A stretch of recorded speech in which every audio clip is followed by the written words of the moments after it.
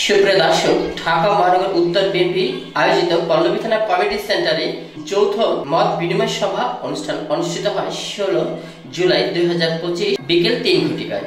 উক্ত অনুষ্ঠানটি সভাপতিত্ব করেন ঢাকা মহানগর উত্তর বিএনপি আহ্বায়ক, ঢাকা 16 আসন সংসদ সদস্য পদপ্রার্থী আমিনুল হক। বিশেষ অতিথি হিসেবে উপস্থিত ছিলেন ঢাকা মহানগর উত্তর বিএনপি সদস্য সচিব মোস্তফা জামান এবং বিশেষ অতিথি হিসেবে উপস্থিত ছিলেন ঢাকা মহানগর উত্তর বিএনপি যুগ্ম আহ্বায়ক এবিএম রাজ্জাক এবং উপস্থিত ছিলেন বিশেষ অতিথি হিসেবে ঢাকা মহানগর উত্তর বিএনপি যুগ্ম আহ্বায়িকা ফেরদৌসী আহমেদ মিষ্টি এবং ছিলেন আরো বিভিন্ন নেতৃবৃন্দ।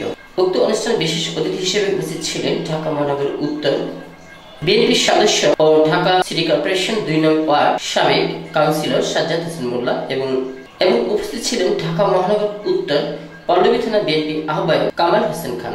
এখানে আমন্ত্রিত অতিথি যারা ছিলেন তাদের মধ্যে ঢাকা মহানগর 26টি থানায় বিভিন্ন বিএনপি আহ্বায়ক ও যুগ্ম আহ্বায়ক বিভিন্ন নেতৃবৃন্দ ছিলেন এবং ওয়ার্ড পর্যায়ে নেতৃবৃন্দ ছিলেন।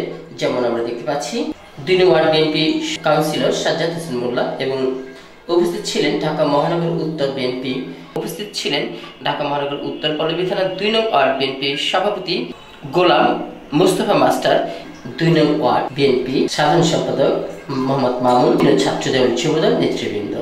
প্রিয় দর্শক, চলুন আমরা নিয়ে যাচ্ছি পুরো অনুষ্ঠানে, থাকবেন আমাদের সাথে। আমি ছিলাম আপনাদের সাথে শাহ আলম সম্রাট, রিপোর্টার এমসিবি টিভি।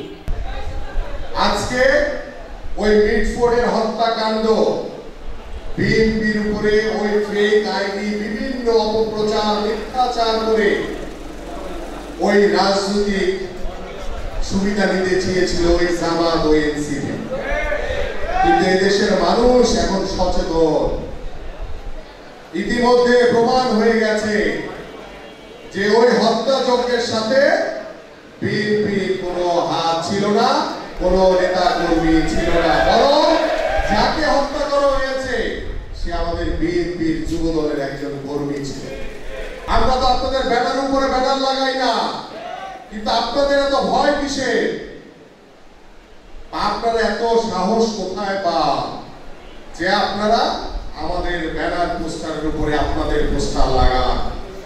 আমি আহ্বান করব, ভবিষ্যতে যদি এই ধরনের কোনো কর্মকাণ্ডের সাথে আপনারা জড়িত থাকেন, আমরা কিন্তু ব্যবস্থা নিব আপনাদের বিরুদ্ধে। আমরা কাউকে ছাড় দিয়ে কথা বলবো না। এদেশের জনগণের স্বার্থে আপনারা আপনাদের নিজেদের স্বার্থ রক্ষার জন্য সকালে একটা বলেন, বিকালে আরেকটা বলেন, সারাদিন শুধু দাড়ি টুপি লাগিয়ে আপনারা শুধু মিথ্যাচার করেন। আমরা ইসলামী মূল্যবোধ নিয়ে কথা বলি, আমরা এদেশের মানুষের ইসলামী মূল্যবোধকে সম্মান করি, কিন্তু আপনারা এদেশের মানুষের সাথে রীতিমতো প্রতারণা করা শুরু করে দিয়েছেন।